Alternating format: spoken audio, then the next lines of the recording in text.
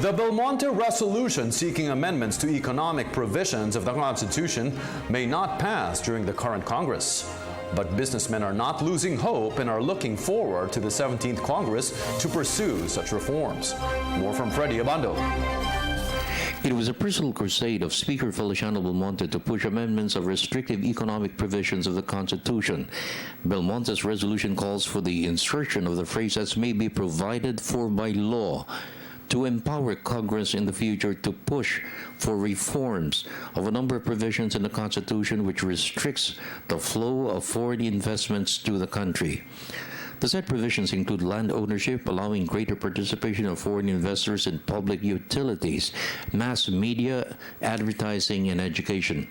Because of these restrictions, the Philippines ranks 6th in attracting foreign investments in ASEAN behind Singapore, Thailand, Malaysia, Vietnam, and Indonesia.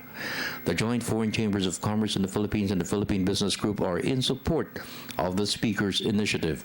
But then, President Aquino was against any attempt to amend the Constitution. The Belmonte initiative is pending for approval on second reading in the House. If it fails, the support of the business sector for charter amendments will continue in the 17th Congress. The business community, both domestic and foreign, is quite united in supporting the Speaker in his proposal. His proposal amends the Constitution to allow the Congress in the future to pass laws that might catch up with the reality of the changing world since it was written in 1986 and ratified in 1987.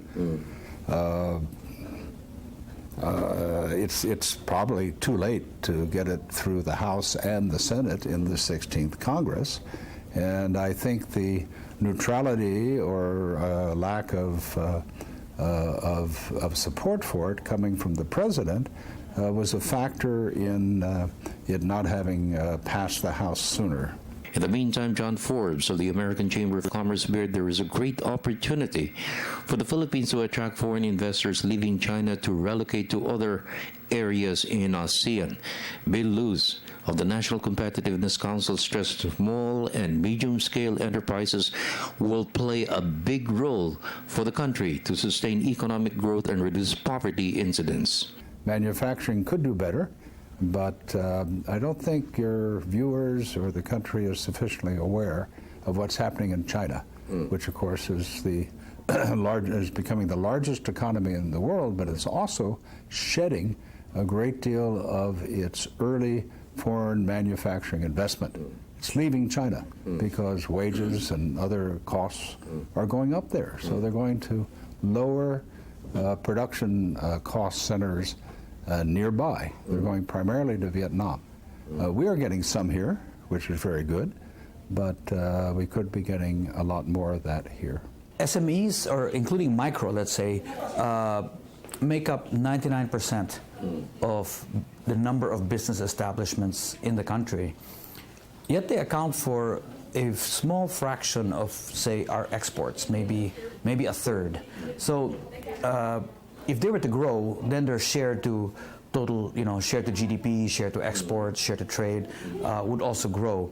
Their share to employment would also grow, and the fastest growing segment as far as workers are concerned are from the medium and small and micro-scale enterprises. No, they grow far faster than big companies when it comes to generating jobs. So this is something that we all need to pay attention to if we want to build up the economy. For the People's Television Network, this is Freddie Abando reporting.